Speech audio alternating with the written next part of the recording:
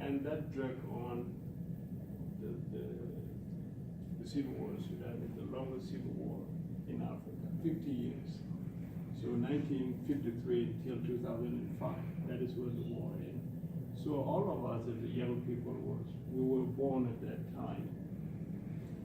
And I would tell you, I think that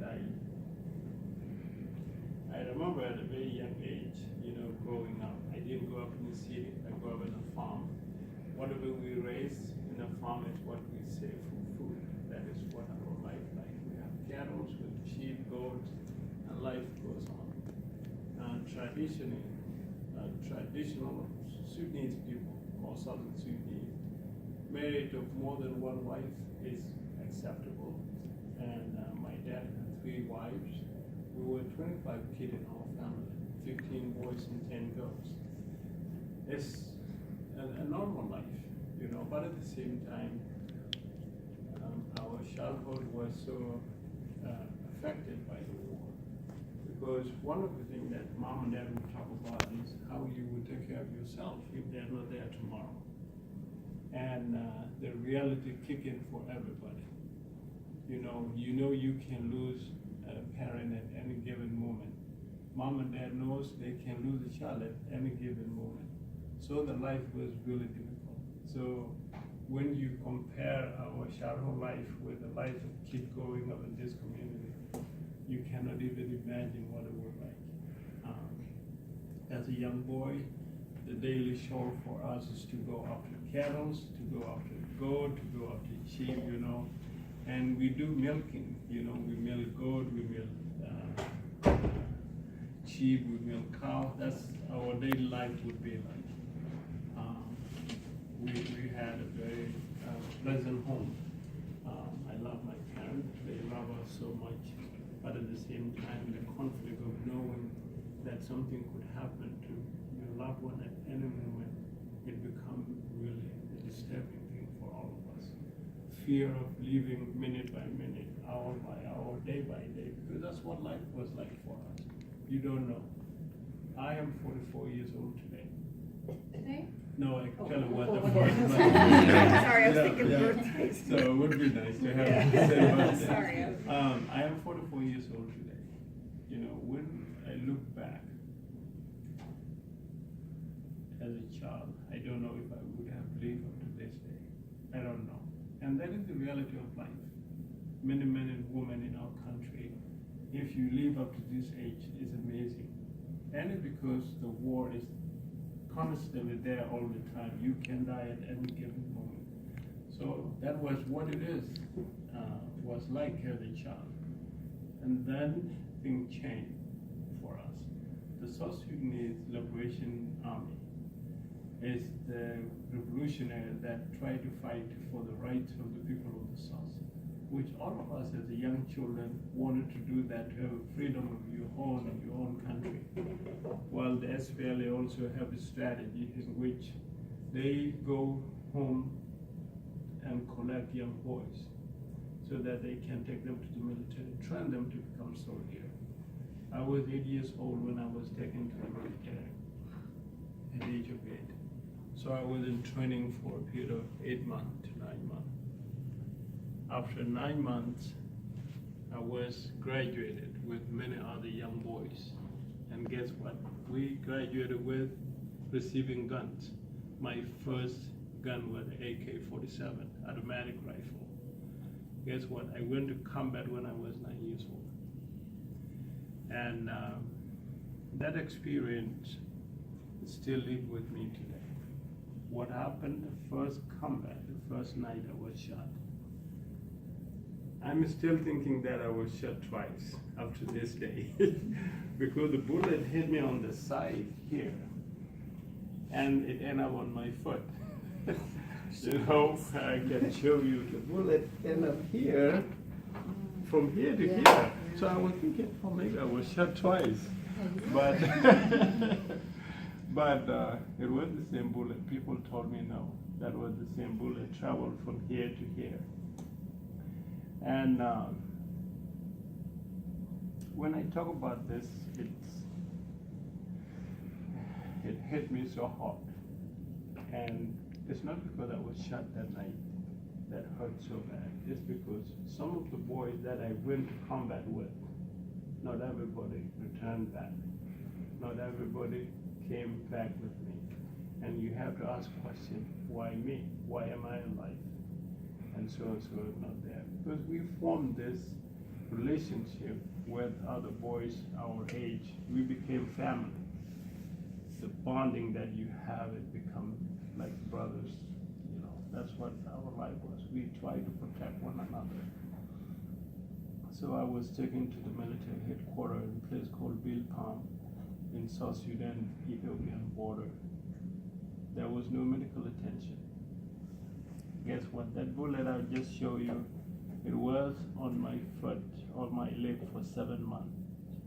My foot is swelled to a point where I cannot walk. If I want to go to the bathroom, I just roll on my butt, or somebody have to help me go place to place. My father heard about it, and all of you sitting here, I would say, love your parents. Doesn't matter what the situation is, they always be there for you. Doesn't matter whether you have a disagreement with them or not. They will love you to the point that you cannot even imagine. Cattle in our old culture are it's like your bank account. It's like wealth. You have a lot of money in your bank account when you have cattle. Because if I am married her, my family will pay 40 cow to her family. That is must. If we don't pay 40 cow, it doesn't matter how much we love each other, it's not happening. So cattle are a big deal in our lives. So my father took 20 cow because the general on the top of our battalion refused completely to let me go home. He told my dad, if I let your son go home, every person would want their children to go home. But my dad said, my son is hurt. I would like to take him home so I can take care of him. But he refused. And he used his head and said, well, if I give you 20 cow, can you let my son go home? And guess what? It worked. It worked out for him. So my dad took me home. They had to build, you know, they don't have medical equipment that the medac or carry people. You have to build one, you know, so they have to bring one and carried me for 7 to 6 days to the Khor Wakow village. And when I arrived, my dad would walk for 6 hours a day to go to Nasser town, because that is the country seat, the biggest town close to our village, to get penicillin, to see if he can get penicillin, inject my foot with it, and then see if it would work. But the swelling was not going down. And then he think of different things, which means there was a local man who is, for some of you are close, I have a mark on my forehead. These are tribal marks. In every tribe in South Sudan have a marking that they identify themselves with. Nuer and Denka Bahel Gizal have the same mark as Nuer, except Denka Bor that go up like this. You know, seeing people here. It's done by special people. So my dad went to this guy and said, would you look at my son's foot? I don't know what is going on. And he agreed. So he came and looked at my foot and he said, I will come back tomorrow. The next day he came. As he was coming, I knew exactly what is going to happen, because I saw two of my brother and my dad was coming with him. And he came down and said, can you extend your foot out? He had a small bag with the knives in it. And he brought a stick bigger than this and longer than this, and he said, bite on it and don't let go. Because there's no anesthesia to inject your foot with it to numb it so that he can use his knife to cut your foot.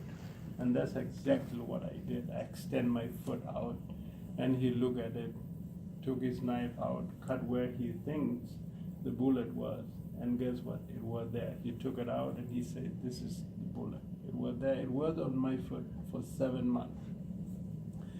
And within 3 weeks, the swelling went away. I can walk on my own. I was so excited.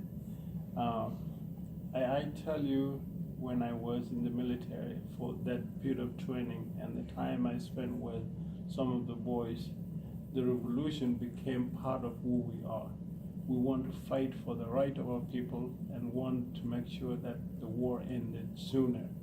So I was interested in going back. I wanted to go back to the military so that I can do my part like anybody else.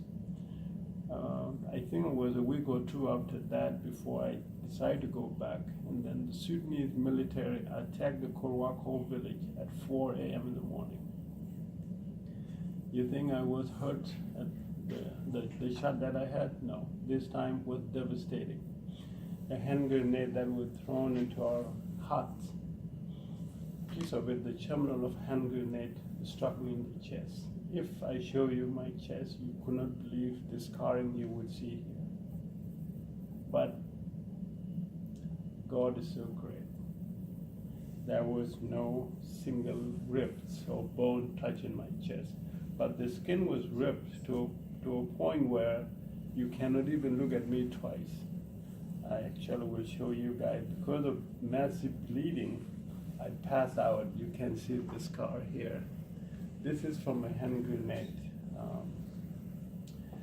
Because of massive bleeding, I passed out. A lot of people was killed that day.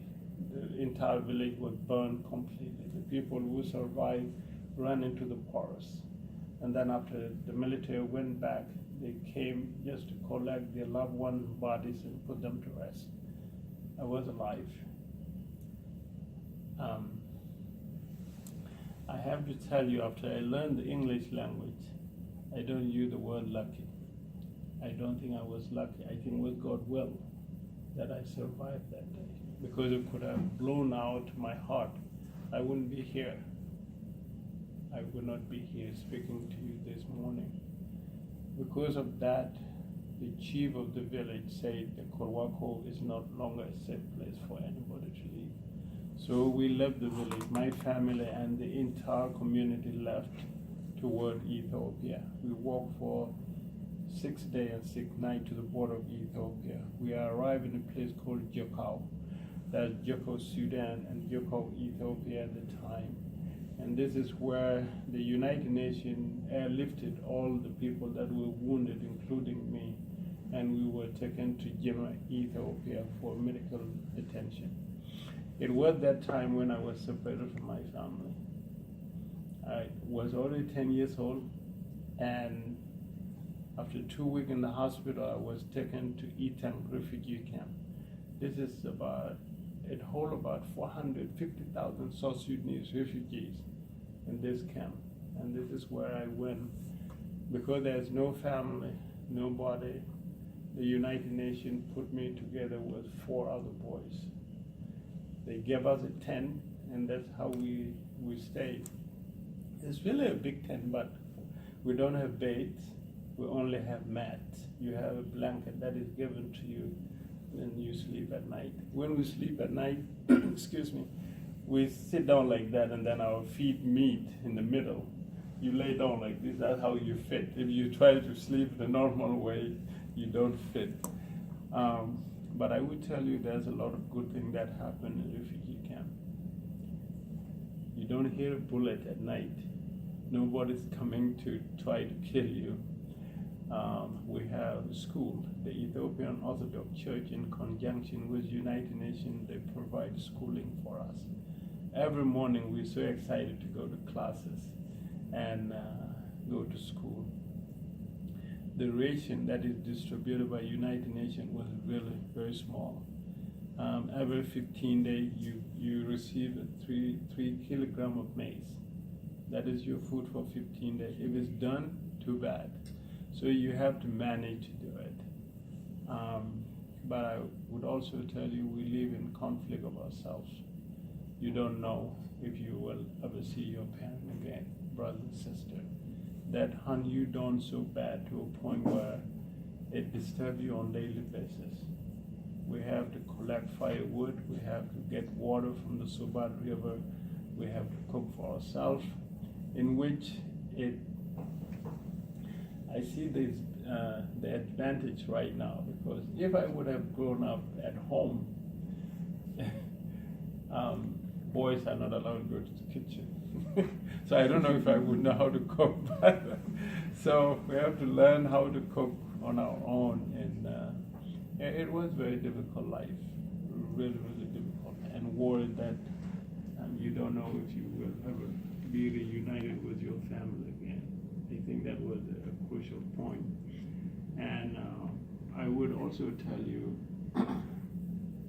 the consequence of war become part of who we are, because the consequence of war caused separation with the family, caused mistrust of anybody that you meet.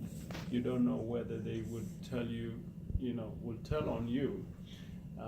Your neighbor becomes your enemy. Even your own relative, you don't trust them. You don't know what kind of people they are. It becomes so devastating. It becomes part of who we are. You meet with someone, you just try to stay away from them because you don't know what kind of people they are. So we live in Itang refugee camp for 5 years. In 1991, that is when you heard of destruction of camp in Ethiopia, because Mengistu Haile Mariam left Ethiopia and new government was coming in, and then all the destruction of camp happened. All South Sudanese have to leave Ethiopia. So we walk from western part of Ethiopia to northern Kenya, 2 months on foot. It was just devastating. And you talk about food, you talk about sleeping, you talk about were you wearing clothes, what kind of clothes you're wearing, do you have shoes? These are nothing that is on your table. You don't even think about them. You just need to be alive in that 1 minute. You just need to be alive the next day, And if there's a food, that's fine. If there's nothing, you keep walking. You sit down for a few minutes, you sleep, 15, 20 minutes, and then people move on. When we arrived in the border of Kenya, for that long journey for 2 months, the Kenyan government was receiving tens of thousands of Sudanese every single day going to Kenya. There was 30 of us. We think we were smart because we left the main roads and tried to avoid the police. Well, we were caught.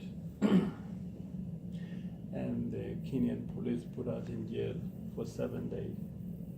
Every single day would come out to clean the police station. One day there was a Catholic priest who lived in a border town, and this guy came and talked to us and said, "Why are you here? Why are you arrested?" I can hear English very well, but the response was a little bit difficult. We can hear what he's telling us, and I always tell people that we lied to the priest, because we told him we don't know why we were arrested, when in fact we were arrested because we entered the country of Kenya illegal. We don't have any proper documentation to be in their country. So the priest went to the police station. He came back and said, "You're free to go." We look at each other and I say, "Don't even hear what this man is telling us. We're not going anywhere." And he meant it. And I can guarantee he paid something on our behalf. On top of being released, he rented a hotel for 30 of us that night. The next morning, he brought a lorry and put us in that lorry, and we were taken to Kakum refugee camp. I tell you, sitting here with you, this is a stranger. We don't know who he is. We were a stranger to this man. And I always compared with the calling each and every one of us have. Whatever you do, do it because you felt you can make a difference in whatever come your way. I was thinking, wow, this man was called to serve God's kingdom in a different way. I I don't know how I could have done this, but this man did it for us. We were complete stranger to him, but he did his service, to all of us. So we went to Kakum refugee camp. The same thing happened where we were given 10 blankets and life move on, daily routine of being a refugee camp. There's nothing else to do. And then something happened. We did what we call the information sheet that we given to the United Nations. United Nations gave them to the Department of State, the U.S. Department of State. And I think it's one of the things that sometimes people misunderstood, that the refugee coming to U.S. is actually a federal government program that allowing refugees to come to this country, because the President of the United States each year make what they call the presidential projection.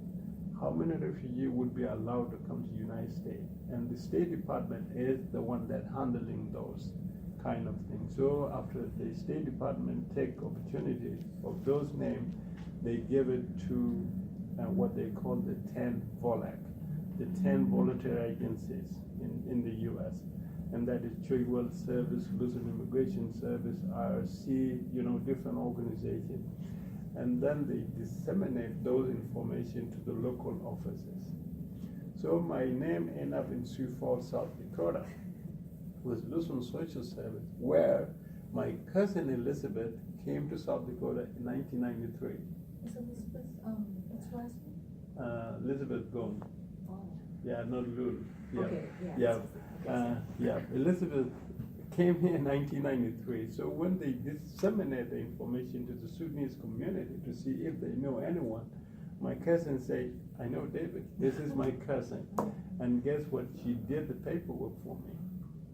And I was the first young boy among all over 100,000 South Sudanese refugees living in Kakum refugee camp to come to South Dakota because of her. Yeah, it was just amazing. I was so excited. I went through the interview, medical checkup, and everything. And I was set to come here in December of 1994. But guess what? My flight was postponed. Do you know why? Huh? No, it's too early. Yeah. Yeah. December of 1994. The weather. Exactly. Oh. Yes. Yeah. I was in South Dakota. Yeah, I was told I cannot come to South Dakota in December because it's too cold. Dang. I was so devastated. I wanted to leave the camp and just come in and say, no, it's too cold in South Dakota. You can't go at this time of the year. And I just said, wow. So I had to wait until June of 1995. So yeah, they say the weather will be completely relative to East Africa at that time. So I came here in June of 1995. When I came here, I had something in my heart that really wanted to do. I want to go to school. That's the only thing I wanted to do. Within 2 weeks of my arrival, I got a job at Carlisle Plastic. It's by the National Guard Airport. I work from 6 p.m. to 6 a.m. in the morning. I went to Lutheran Social Service. They gave me a test. They say, your grade level is 9th grade, and you're 19 years old. You cannot go to 9th grade. You're too old for it. Guess what? I was so devastated, literally crying. I say, no, I need to go to school. They say, sorry, you're too old for 9th grade. And I say, no, not where I came from. I say, where I came from, you are 50, you want to go to 1st grade, you can. And they say, no, too bad. But one thing they did, they referred me to a place called Turning Point. And Turning Point was run by the Volunteer of America at the time.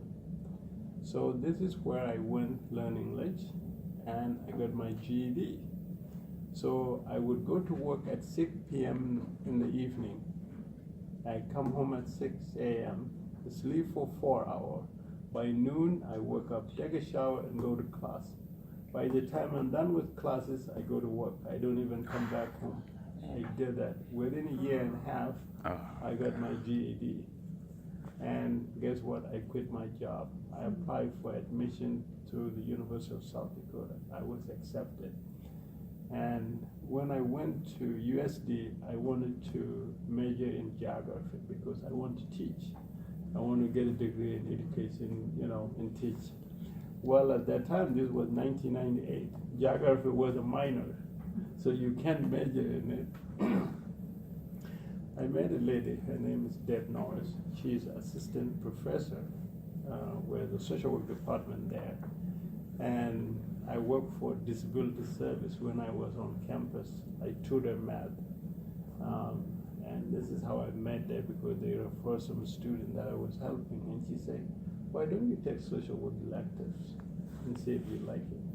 I took them and I was in love with classes. And guess what? What was sticking in my head?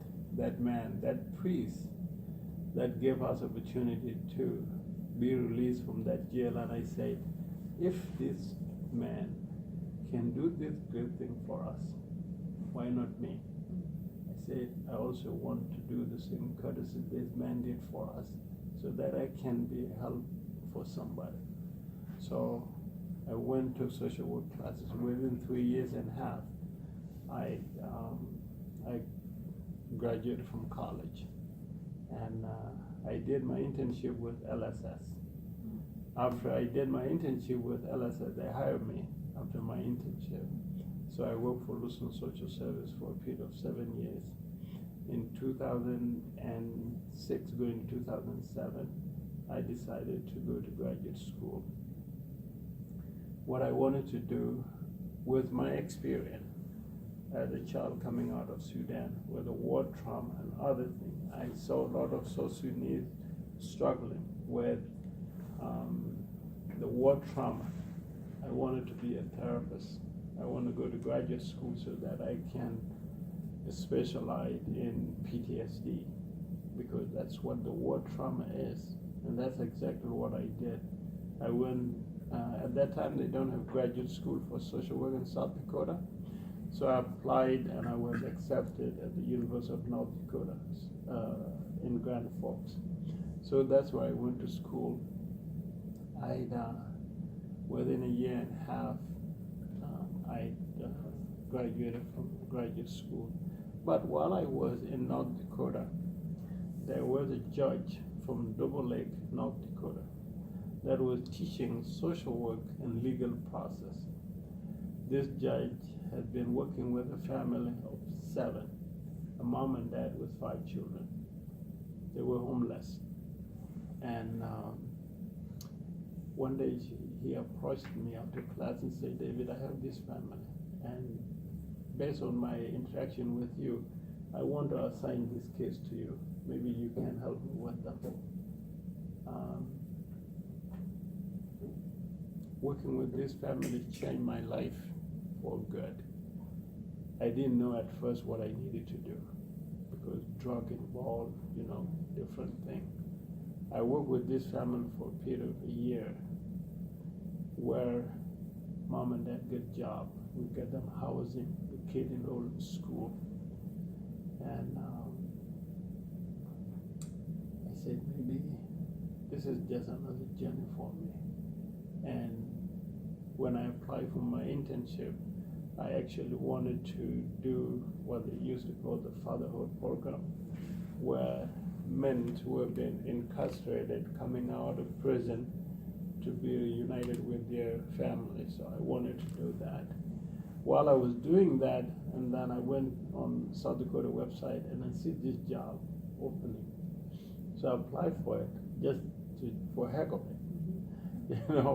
2 weeks later, I get a call and say, do you want to come in for interview? And I said, sure. I came in 2 days after my interview, they offered me this position.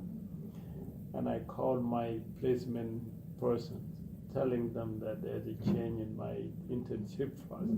He was mad. Oh dear. Yeah, he said, you can't just change everything out of nowhere. And So that's how I get into court services. So I was hired, and the first 6 years of my work was court services. I do juvenile only, and then in 2013 I was moved to adult only. So that's what I'm doing right now. But one piece that I want to add to this before I go to other things that I missed a little bit, in 2002 I get a message, it was in December, from my cousin that my mother was in Ethiopia, refugee camp in Ethiopia. I really couldn't sleep that day. One piece I also missed, I met a girl while I was at USD, who is my wife today. She was born and raised here in South Dakota, West River. And her mom and dad live in a farm by Bison, South Dakota. They live there. And Janine and I get married now. We have 4 children. And so Janine and I moved to Sioux Falls after I was offered a job. She's a dental hygienist. So we moved to Sioux Falls in December of 2002. When I get that message, my mother was in Ethiopia. I was so excited. I bought a ticket in January of 2003. I went to Africa for the first time and met my mother for the first time in 18 years.